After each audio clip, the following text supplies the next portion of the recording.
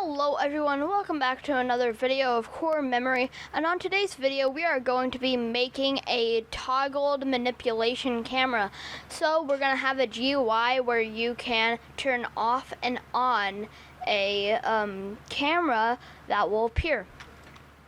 So let's get into it because it'll make more sense than how I'm telling it. So I'm just going to rotate this. Okay. I'm going to rename it cam part, and I'm going to add a GUI, or actually first I need to anchor this part. Alright, I'm anchoring it, and now screen GUI, I'm going to rename it camera toggle, and then I'm going to put a text button in here. I'm just going to drag it to the middle, and then I'm going to add a local script. Now this local script is going to say script.parent.mouse button 1 connect function.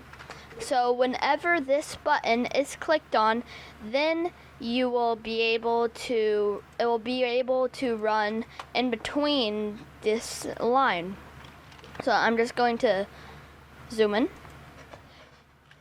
Now, if workspace.currentCamera.cameraType is equal to enum.cameraType.scriptable, then, so it'll just see if the camera type, which is here, if this is scriptable, then it'll run this line of code, which I'm just going to copy this, put it in here, get rid of the equals, and then change it to .custom at the end. So now I'm just going to add a else, and then I'm going to do this, change it to scriptable.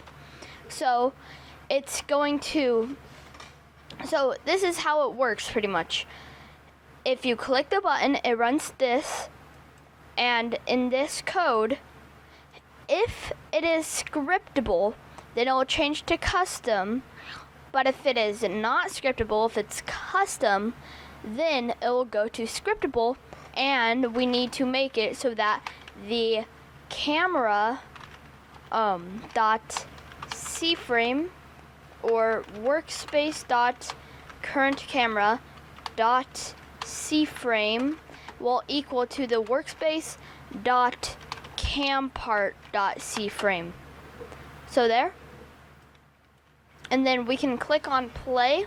Alright, so now we can just click on button, and there.